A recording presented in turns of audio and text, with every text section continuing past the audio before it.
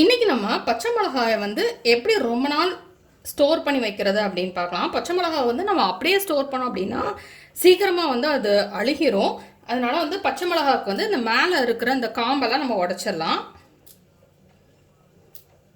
இப்படி எல்லாத்துல இருந்துமே நம்ம இந்த காம்பை பிச்சுட்டு இப்படி நம்ம ஸ்டோர் பண்ணுறப்போ அது வந்து சீக்கிரமாக கெட்டு போகாது. இது வந்து நம்ம ஏர்டைட் பாக்ஸ்லேயும் வைக்கலாம், இல்லைனா ஒரு பிளாஸ்டிக் கவர்லேயும் நம்ம ஸ்டோர் பண்ணிடலாம்.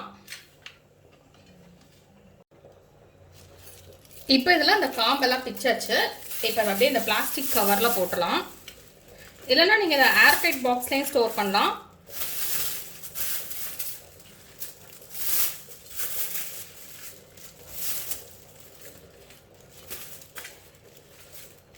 இது வந்து நம்ம கவரில் போடுறப்போ ஓட்டே இல்லாத கவராக பார்த்துக்கணும். இப்போ இதில் நம்ம வந்து ஒரு டிஷ்யூ பேப்பர் இந்த மாதிரி வச்சிடலாம்.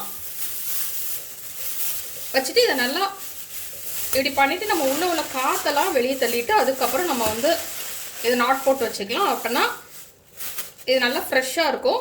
தண்ணி உள்ளே வடிஞ்சால் கூட இந்த டிஷ்யூ பேப்பர் வந்து அப்சர்வ் பண்ணுறதுனால இது நல்லா ரொம்ப நாள் ஃப்ரெஷ்ஷாக இருக்கும். ஸோ வந்து நம்ம இப்படி ஸ்டோர் பண்ணலாம். இல்லைன்னா நீங்கள் வந்து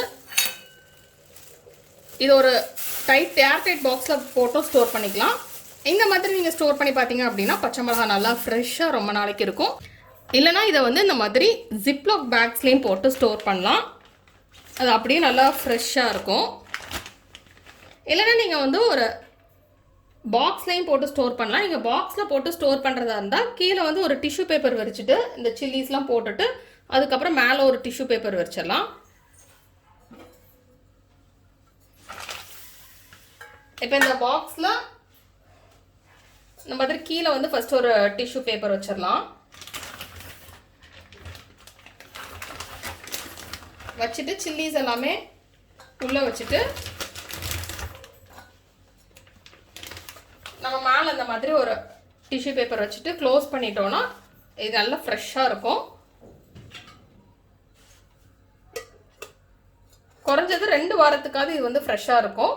ஸோ இதே மாதிரி நீங்கள் வந்து ஃப்ரிட்ஜில் வச்சிடலாம். இந்த டிப்ஸ் வந்து உங்களுக்கு யூஸ்ஃபுல்லாக இருக்கும்னு நினைக்கிறேன். இந்த டிப்ஸ் உங்களுக்கு பிடிச்சிருந்தது அப்படின்னா நீங்கள் உங்கள் ஃப்ரெண்ட்ஸோட ஷேர் பண்ணுங்கள். இந்த வீடியோவை லைக் பண்ணுங்கள். மறக்காம இந்த சேனலுக்கு சப்ஸ்கிரைப் பண்ணிவிட்டு பக்கத்தில் இருக்கிற பெல் ஐக்கானை ப்ரெஸ் பண்ணிக்கோங்க. தொடர்ந்து இந்த சேனலோட இணைந்திருங்கள் புதிய புதிய வீடியோக்களுக்காக.